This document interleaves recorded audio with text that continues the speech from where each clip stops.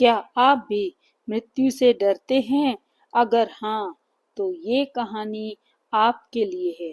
एक बार अवश्य सुने। मृत्यु क्यों आवश्यक है?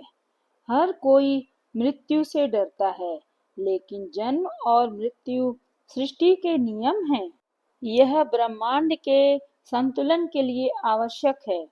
इसके बिना मनुष्य एक दूसरे पर हावी हो जाते हैं। कैसे? इस कहानी से जानिए। एक बार एक राजा एक संत के पास गया, जो राज्य के बाहर एक पेड़ के नीचे बैठे थे।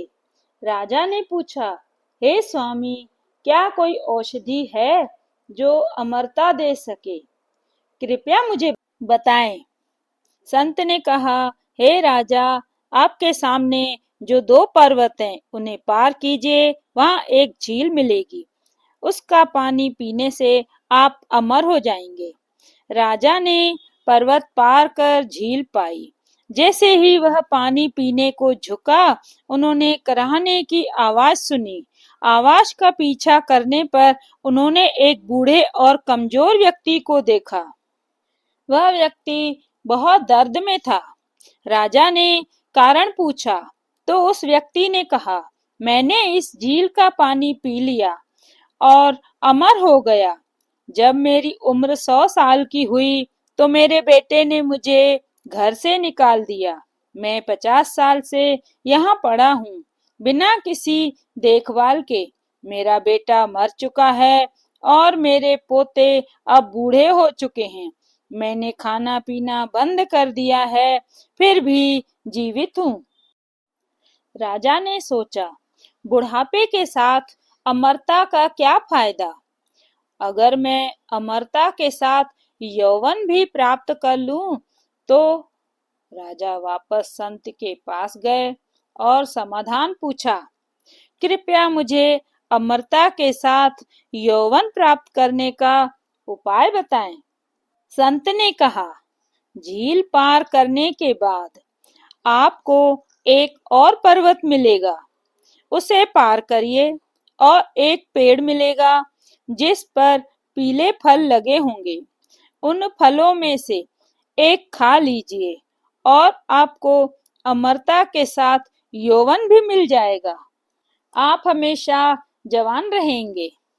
राजा ने दूसरा पर्वत पार कर लिया और एक पेड़ देखा जिस पर पीले फल लगे थे।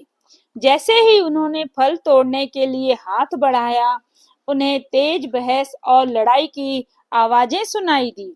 उन्होंने सोचा, इस सुनसान जगह में कौन झगड़ सकता है? राजा ने 4 जवान आदमियों को ऊंची आवाज में झगड़ते देखा। राजा ने पूछा, तुम लोग क्यों झगड़ रहे हो? उनमें से एक बोला, मैं 250 साल का हूँ और मेरे दाहिने वाले व्यक्ति की उम्र 300 साल है। वह मुझे मेरी संपत्ति का हिस्सा नहीं दे रहा। राजा ने दाहिने वाले व्यक्ति से पूछा। उसने कहा, मेरा पिता जो 350 साल का है, अभी भी जीवित है और उसने मुझे मेरा हिस्सा नहीं दिया, तो मैं अपने बेटे को कैसे दूं? उस आदमी ने अपने 400 साल के पिता की ओर इशारा किया, जिन्होंने भी वही शिकायत की।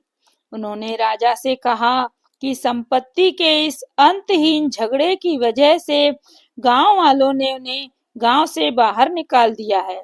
राजा हैरान होकर संत के पास लौटे और बोले, धन्यवाद, आपने मुझे मृत्यु का महत्व समझाया। संत ने कहा, मृत्यु के कारण ही इस संसार में प्रेम है। मृत्यु के बारे में चिंता करने के बजाय हर दिन और हर पल को खुशी से जियो। खुद को बदलो, दुनिया बदल जाएगी। दोस्तों, फिर मिलूंगी अगली प्रेरणादायक कहानी में। तब तक के लिए जय श्री कृष्ण।